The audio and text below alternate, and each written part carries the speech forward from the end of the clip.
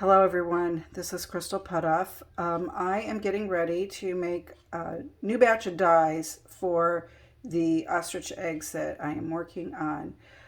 The dies that I had for this, and these are going to be the dies for the one that will be dyed dark red to start with. The dies were 3 years old. People will ask me how long a dye will last, and it really depends on how many eggs you use in that dye. So these were 3 years old. Some of them were still very good strength, but I thought, hey, if I'm making up one, I'm just going to make up all the colors so that I know that they're all the same strength when I go to dye the egg. So what I use are these jars, a wide mouth jar, and this is the pint size. Normally, it would only, be filled up to a little over this 1 cup mark, and a chicken egg, a duck egg, a goose egg fits in there nicely with the dye. And the reason I use the wide mouth is you can then get the spoon in and out to get the egg out.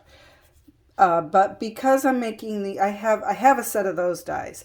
These dies are going to be for an ostrich egg, which obviously isn't going to fit in here. I will be putting this dye into another container and then rolling the egg around in it. So I'm going to make 2 packets. So I got 2 packets of red for there. I have the dark red, brick, yellow, and orange.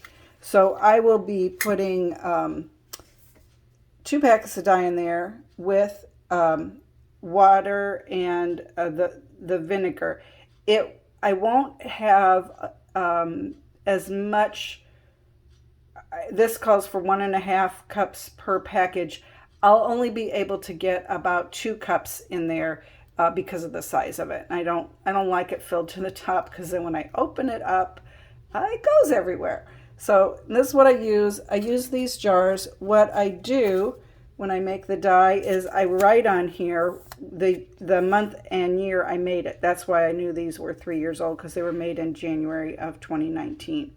So I'll do that, and then I tape it to the front of it there, and then I'll also have a lid with it with the color. I don't put the year on the lid because a lot of times I can reuse the lids. So the other very important thing I'll be using today, gloves. I actually remembered gloves. I'm so excited. So hopefully I won't have too much dye on my hands. I'm hoping I don't have any dye on my hands, but that's kind of a big hope there. And then I have my vinegar back there. All these dyes use vinegar with the exception of the orange. The orange, do not add vinegar. All these dyes came from the Ukrainian Gift Shop. I have had very good success with their dyes. Found them very consistent and reliable. There are other places that make dyes, but I tend to prefer the Ukrainian Gift Shop dyes for my colors. I've just, like I said, I've had really good success with them.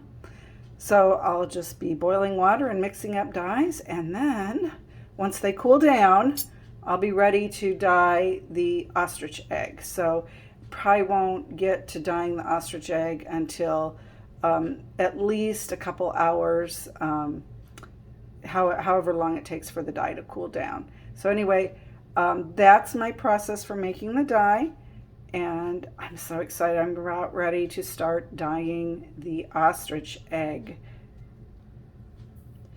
And here is this ostrich egg. I have modified the pattern. The other one that I'm working on is a division of 6.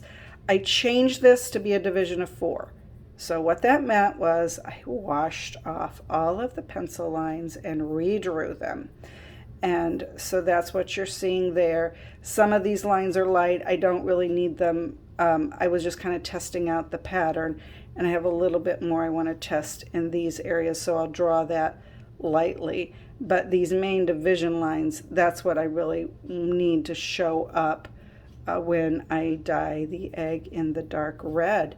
So I'm getting so close. I'm excited, and I will see you soon. Thanks for watching.